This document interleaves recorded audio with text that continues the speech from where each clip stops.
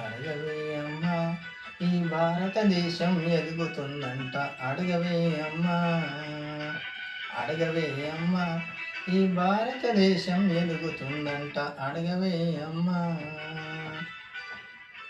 Into టీచర్లకు మేడ మిద్దెలు ఉన్నాయంట.